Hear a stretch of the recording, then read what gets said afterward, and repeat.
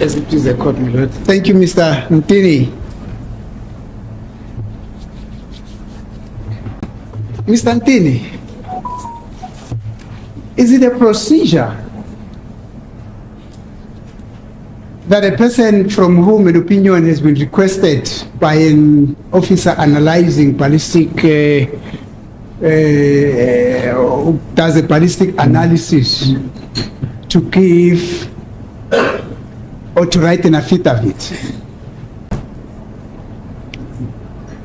I've never done this before. However, this time it was requested for me to write that affidavit, and I've done that. However, I was requested to write that particular affidavit. Thank you. Now, what is the procedure that you know with respect to a person who has been requested to give an opinion in ballistic related examinations? My lord, I cannot say there is a specific procedure. What I know is that when you are giving an opinion, you are just giving an opinion. You are not writing anything anywhere. You are just giving the person who's doing the case an opinion, and then it ends there, my lord. Is it correct that the person who procedurally would have to write an affidavit in terms of section 212 and those subsections is the chief examiner? Even a person who overrides the work that has been done by the chief examiner does not have to write an affidavit, not so? My lord, the person who's doing that case is the one who is will compile the affidavit for that particular case, my lord. Thank you. Now, you correctly saying you haven't done this before, but have you ever been requested to give an opinion by a chief examiner? When I say a chief examiner, I mean the person that is specifically working on that case. That is correct, my lord. And in those cases where you're requested to give an opinion, did you ever file or also prepare an affidavit? No, my lord. Thank you. Now, can you explain the circumstances under which you then had to give an affidavit in this case?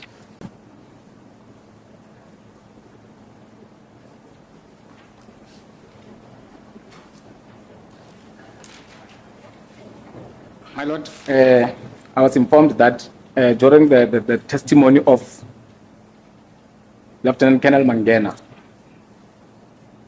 there was where our names were mentioned that we gave an affidavit. My apologies, my lord, where we gave an opinion.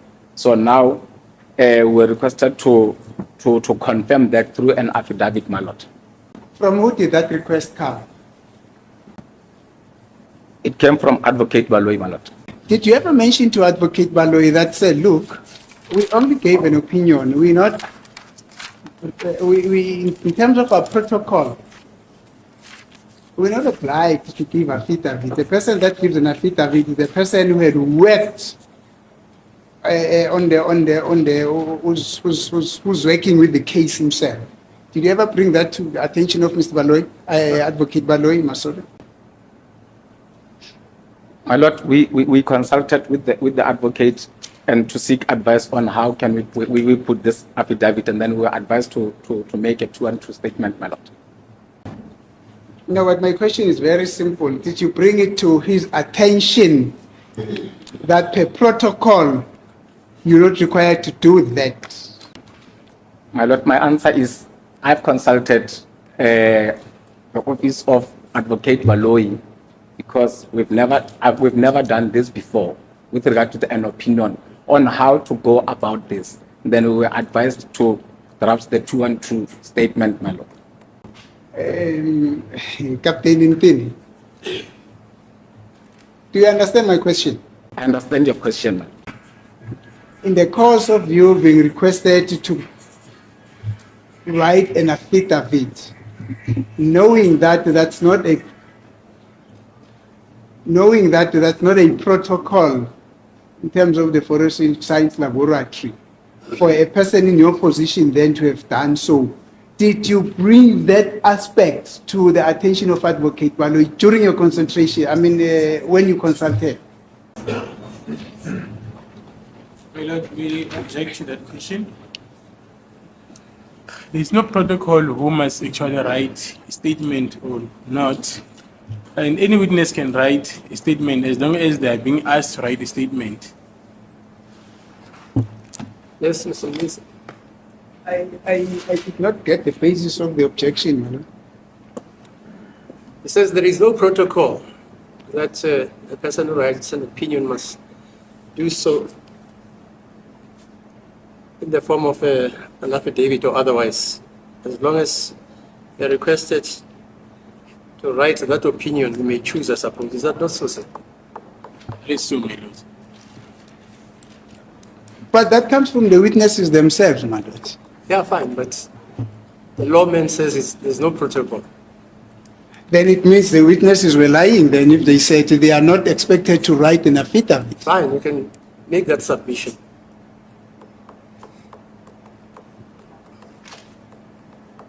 So say despite the protocol that you know that as an opinion giver, you should give an affidavit, you went on to give that affidavit nonetheless, not so? I wrote the affidavit, my lord. Thank you. You know what does that tell me? It tells me that you went along to try and give some degree of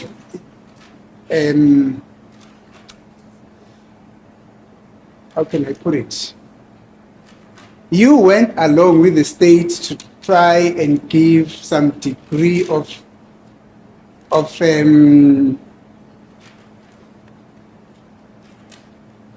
there's a term that I'm missing. Of a validation. Yes. You went along to give a validation to the narrative that the state is trying to give or to bring to this court with regard to this firearm by defining your own protocols. My lord, I cannot say I went with the narrative of the state. In this 2 and 2, I just wrote what I know and what transpired, my lord. That is just by the first aspect that I'm bringing to your attention. And I'm going to request you to keep it in your mind that there's a first validation that you're going along to give.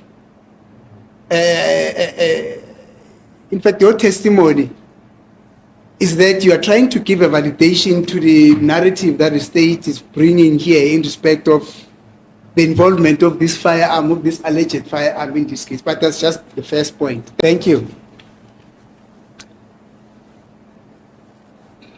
Now, Mr. Lieutenant Colonel Mangena has agreed when he gave testimony that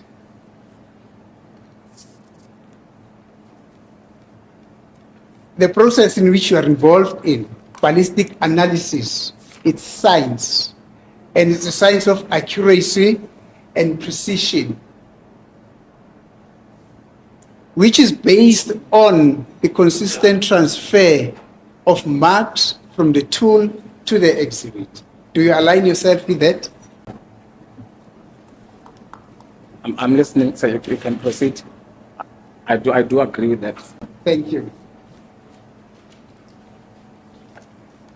Would you also agree that in an event, just a hypothetical situation, in an event where there's been no transfer of marks from the tool to the exhibit, then comparison will not be possible? My lord, even if this is too wide, but what I can say is that when you are comparing the two specimens, then you find no marks, then you are going to give a certain finding if you don't find any mark. But you will be looking at those specimens under the comparison microscope. You see, sir, that's a problem. I'm not talking to a layman here. I'm talking to an expert, not so. An expert who did science on certain who applied science on certain exhibits, not so. That is correct, my lord. You know, this, what you just now telling this court reminds me of a pathologist. Now, a pathologist is a person who does post-mortem, a doctor that does post-mortem. He went to court and told this court that, look, my chief finding on a post-mortem examination as to the cause of death of the deceased is asphyxia. Now, the court asked him, it was a him, the court asked him, how did this asphyxia happen? Now, the doctor said, no, I did not write it down. Whether the asphyxia was brought along by strangulation, by suffocation, or loss of blood, you can explain. That is exactly what you're doing, sir. You're telling this court these bullets were similar. But similar in what respect? I mean, the bullet which you say had better marks was positively compared with the same bullet. How that happened? What is it that was in the same bullet and in the test bullet? We don't know. Do you understand? What I can say, my lord, is that the pattern of those marks, I found similarities. I found them to be in agreement to make that particular finding, my lord. So we've said that this is science. Every step of the way that culminated to your finding must be accounted for. This is what I found. This is what I found. This is what I found. Therefore, this was my result. Do we have that in your evidence here at court in respect of your finding? Hence, my lord, I said I was giving an opinion of which I did not write. And that is how experts do their things. Mark you, I don't doubt your level of expertise. But I'm asking, is that really how experts do their analysis? They don't write, no, nothing. They put everything in their head and then later on forget them.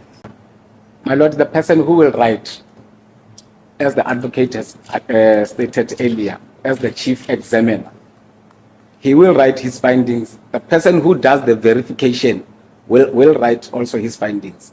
The people that are giving opinion, they don't write. Thank you, sir. Have you come here as an opinion giver or as an expert? I gave an opinion, my lord. So we are wrong to refer to you as an expert. Mnisi, sorry, I'm Yes. sorry to interfere. You just referred to this gentleman. You said, I don't doubt that you're an expert. Am I quoting you correct? Yes. But I don't doubt your expertise.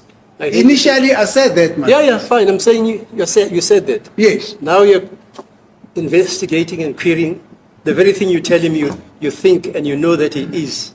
That was before That's all. That's all. That Now was you can go on. That's all. No, madam. No. I don't doubt that you're an expert. Yes, madam. Thereafter, you say, are you an expert or an opinion giver? Yes. Fine. I say, fine, you can go on. But that is subsequent to the answer that Yeah. he gave me, my lord. All that I'm saying here are prompted by the answers which he's giving. And for the fact that I said to him, I don't doubt his expertise, my lord. I said that out of respect. But because of the answers that he himself gave me, or gave this court, I've got no reasons, my lord, not to ask him whether he has come here as an opinion giver or as an expert. Then he proceeds to say, I've come here as an opinion giver. Now, when you have come here as an opinion giver, say, then the usage of, my saying to you that I don't doubt your level of expertise as an expert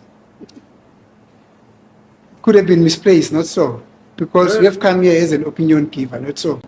My lord, this opinion that I gave is an opinion that will be given by a ballistic expert, my lord. Not anyone can give this particular opinion. And as an expert, are you not supposed to take this court through the processes that you went through in arriving at your conclusion?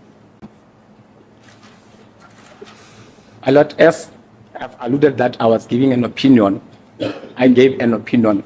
I did not write on the pro forma. The person who writes on the pro forma is the person who will be doing verification.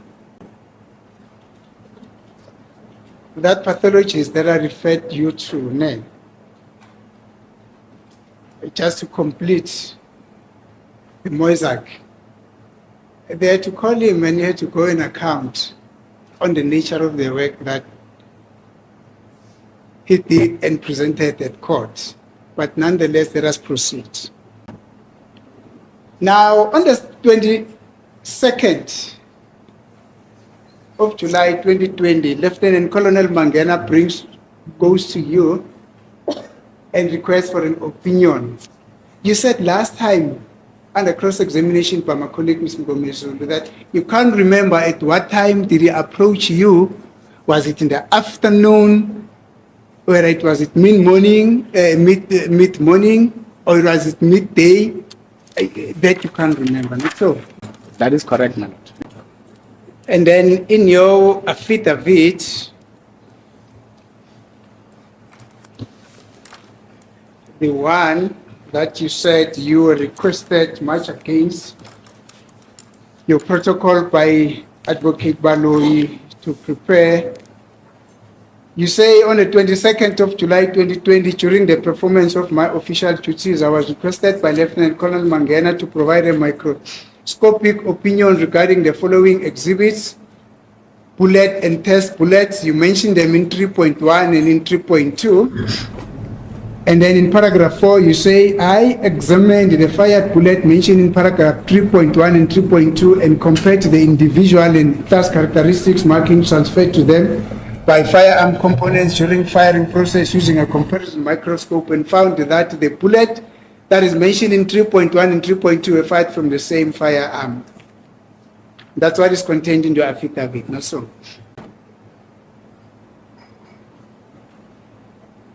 Sorry, not so? That is correct, my Lord. Thank you, sir. So this whole process, the receipt, the comparison, and the finalization of the comparison and the making available of the results of the comparison is happening on the 22nd of July 2020, not so? That is correct, my Lord. And you have earlier on indicated that an opinion, a person that goes out and seek for an opinion from his colleague, he does that after he has finalized his comparison, not so? That is correct, my Lord. Check them first, and then you can go and ask for an opinion. Thank you. Okay, before I get to this point, you know Lieutenant Colonel Mangena, when he testified, he said after he had completed his examination or analysis on this ballistic engagement, he then approached 4 of his colleagues for them to confirm his work. That's what he told in his court. It is only Mr. Surero who then countersigned his work. Do you follow? I'm following, my Lord. Lieutenant Colonel Mangena does not say, I approached 4 of my colleagues. I approached Lieutenant Colonel Surero to confirm my work, and Captain Ntini, Captain Krobler, and the other Krobler that's not here, I think it's June. Those 3, I only requested opinion from them. I'm listening, my Lord. That's what he told this court. And I do not doubt Lieutenant Colonel Mangena's understandings of these processes. He's a very seasoned ballistic expert. He's able to differentiate between opinion from what I could discern from how he proffered his testimony. He was able, it's a person that struck me as a person who's able to differentiate between an opinion and a confirmation. Do you understand? I'm listening, my lord. And in fact, throughout his testimony, I yet have to come across the word where he says, I requested an opinion from my other colleagues. Because he's always been speaking about confirmation, overriding my work, and probably checking my work. Opinion, never. So it's yourself and Captain Grobler to you and requested for an opinion. I'm listening, my lord. Any comment? My lord, the only thing that I can say is that the word opinion, anyone who's working in ballistics or has worked in ballistics, he knows this opinion.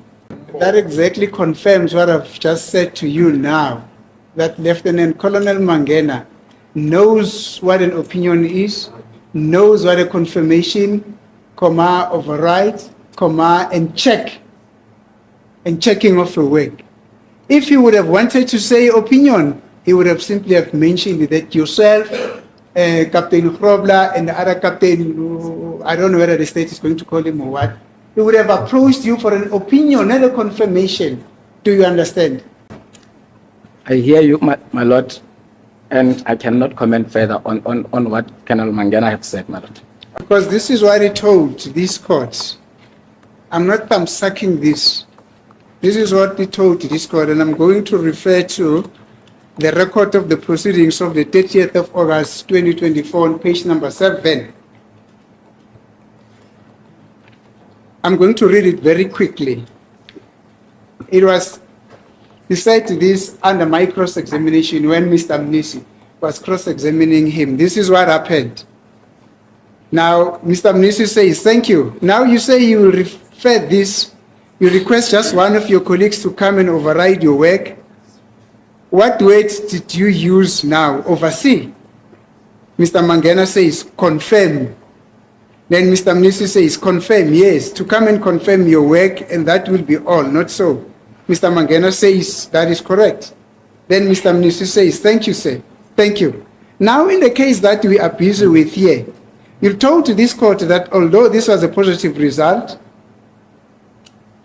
that is, according to you, there was a positive match, you called 4 people to come and confirm your results, not so. I repeat that. You called 4 people to come and confirm your results, not so. That was a question that I posed to him.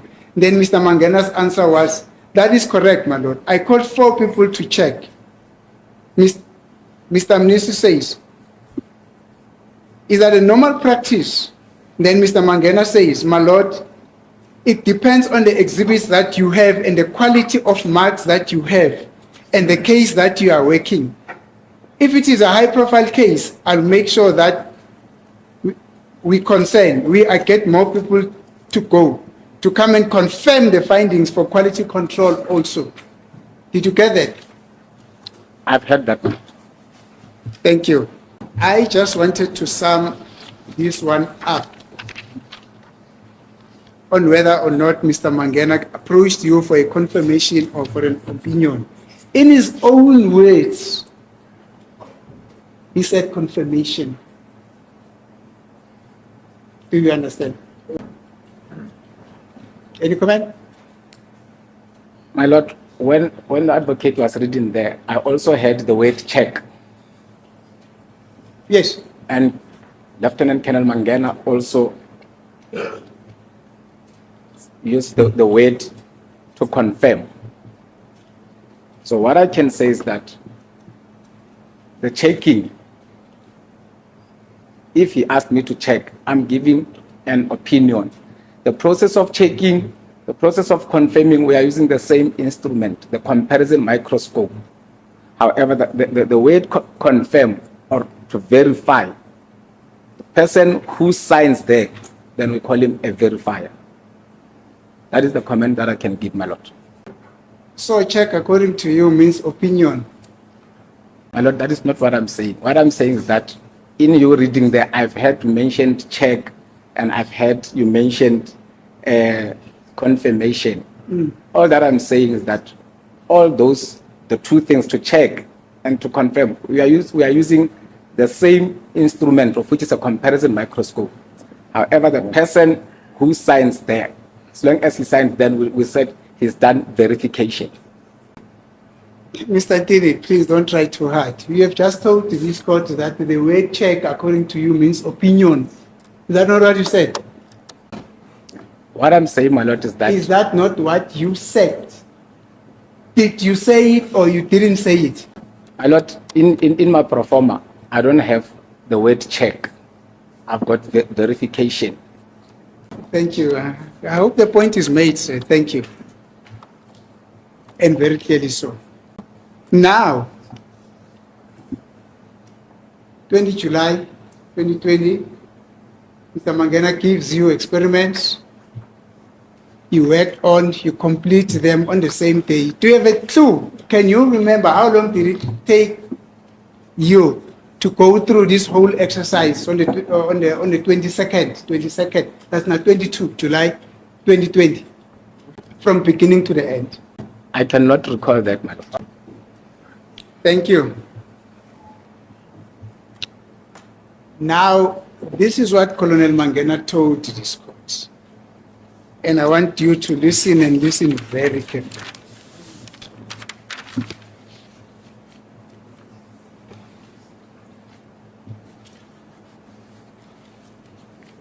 Because it has got a huge bearing on your testimony. I just want to be frank with you. It does have. The proceedings of the 29th of August 2024, when I also was cross-examining him, it starts on page 49. Paragraph 10, it's him, Mr. Mangena. He says, I started with the FMJs. I compared the FMJs and then I put them. I cannot recall whether I also did with the same exercise with the other bullets. But I continue. When I start to continue, I took my exhibit bullet and put them on the left-hand side and started comparing it with all those other exhibits that I had with me. And then Mr. Mnisi says to Mr. Mangena, yes, so you say you still cannot recall exactly what you did. Mr. Mangena says, that is correct. My lord, he says, that is correct, my lord, because the whole exercise did not take an hour or 2 hours.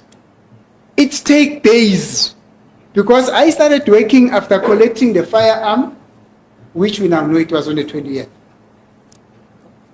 After shooting the test, then Tuesday, Wednesday, I was busy on the microscope with all those exhibits. I cannot remember, but my report, I started compiling my report on Friday. Mr. Mnisi, yes. Now with the addendum to your answer, should I then understand you to mean that at some stage, you were tired working on this exercise or on this experiment, on this examination? It took you almost a week. So it drained you. Do I understand you to mean that, Mr. Mangena? My lord, when I'm working on the microscope, once I feel that my eyes are tired, I've been working on the microscope for a long time, my eyes are tired, you will start missing some of the markings, so I will rather stop and then I will continue. I will continue. It is either the next morning or when I maybe after a long break and I come start working on it. So that is why I said it did not take me a day, it took me a long time. Then Mr. Mnisi, thank you. I quite agree with you on that one. Some other things can be very draining. But then, are you then saying that the nature of this exercise, the comparison, was it a tedious and a difficult one? So which is the reason why it took you so many days? Mr. Mangena says, my lord, with such exhibits from such a bullet that has worn out, it takes time for you to look at these things, and it takes time for you to see all your markings properly. Mr. Mnisi, now with that explanation, sir, would it then be correct to say that it was not an easy exercise? It was a difficult exercise because you had to go into the system and compare, come out of the system, go back and compare it. It was not really a simple exercise. It was a tedious exercise. Do I understand you to mean that?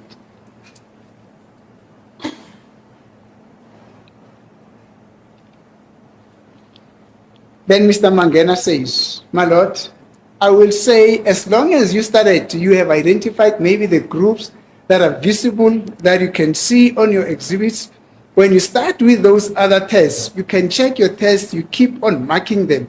Maybe after some time, you know which mark bullet you have marked. You start looking at them, then you can, from there, you start doing the follow-up. When you say it is a follow-up, you start rotating them simultaneously, looking at the relevant same position on both items for more marks. Mr. Mnisi, yes.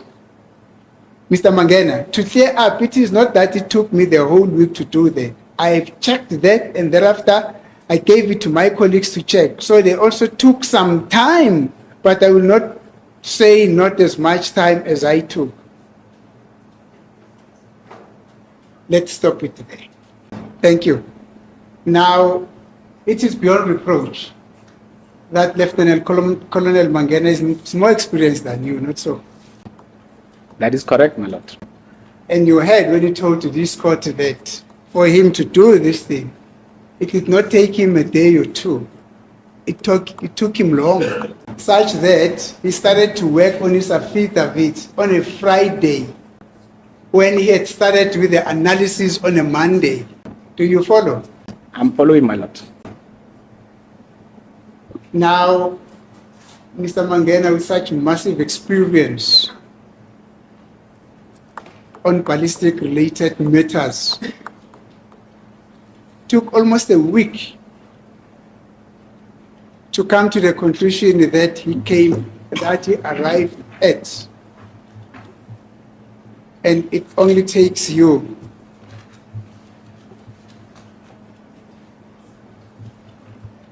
a time that you are no longer able to remember, but something that is less than a day. Is there any logical explanation for it? My lord, I've heard what the advocate was reading there, and it contains a lot of things like typing of statements. I've only done part of which was just to give an opinion with regard to a microscopic comparison. Then my duty ended there. The advocate has mentioned the chief examiner, who will be doing everything. I don't know when did he do what, but from your reading, I heard you spoke about the typing of affidavit. Those are some of the duties that he has done as chief examiner, as they belong to him, as those are his responsibilities.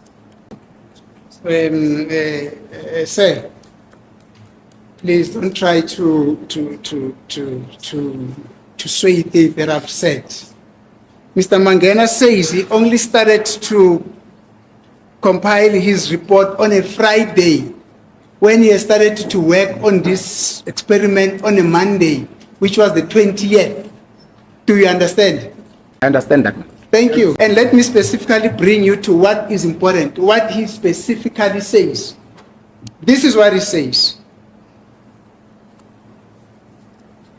My lord, because the whole exercise did not take an hour or 2 hours. It took days because I started working after collecting the firearm. After the shooting, the test, then on Tuesday, on Wednesday, I was busy on the microscope with all those exhibits. On Tuesday, on Wednesday, I was busy on the microscope with all those exhibits. Now, when we look into the calendar of 2020, of 2020, July 2020.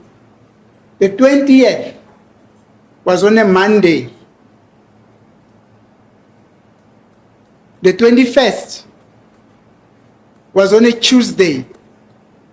The 22nd, the day on which you say he approached you for an opinion, was on a Wednesday. Do you follow? I'm following, my lord. Thank you. After shooting the test, then on Tuesday, Wednesday, I was busy on the microscope with all those exhibits. In other words, say, you are saying that Mr. Mangena approached you on a Wednesday when you were still busy on the microscope.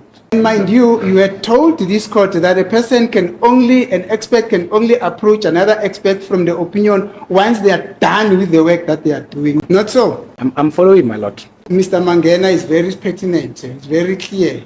It does not need any particular expertise to understand what Mr. Mangena is saying. On a Tuesday and a Wednesday, I was still busy on the microscope with all those exhibits. In other words, he was not yet done. And yet, he comes to you for an opinion. How do you explain that? We object to this line of questioning. It's quite clear from what Mr. Advocate Mnisi said. There's no time in which Colonel Mangena said he finished working on the exhibits on Wednesday. So it would be unfair for this witness to also comment into that. There is nothing unfair here, my lord. Everything comes from Mr. Mangena's testimony. He says, I started compiling my report on a Friday. What is not clear about that?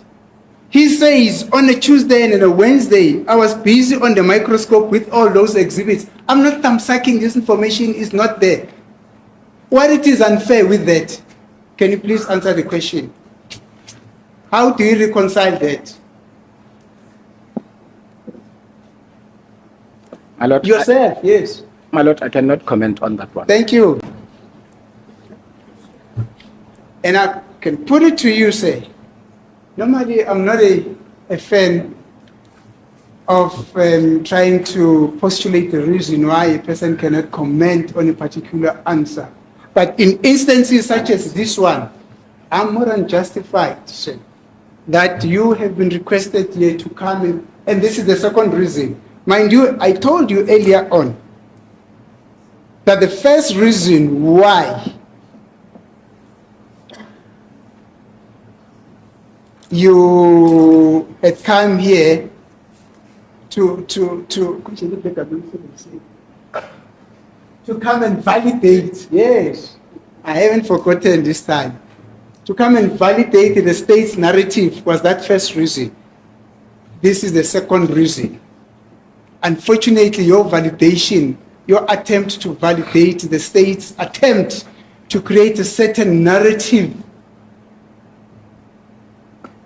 of the use of a firearm in this case missed Mr. Mangena's testimony in this regard. I therefore feel justified, sir, to brand you as a hired gun. You standing there as a hired gun. You don't know what you did. You're forgetting everything that you did as an expert. I'm even not so sure whether as you standing there, particularly in this case, you came here as an expert or as an opinion giver. Now, Mr. Mangena approaches you even before he could complete his work on the 22nd. What should the court make of all these inexplicable circumstances of this case that you have come to testify about? I will stand up again and object to the use of the phrase a hired gun to the witness. My understanding of a hired gun is someone who's been paid to come and say something, and I submit, my lord, it's improper for Advocate Mnisi to use such to the witness. Do you know the judge, Dennis Davis? The one who says, judge for yourself, on TV. Yes. Yeah, he's a buddy of mine. He used that weight in a particular judgment. I need to tell you the judgment. Yes, the court, please.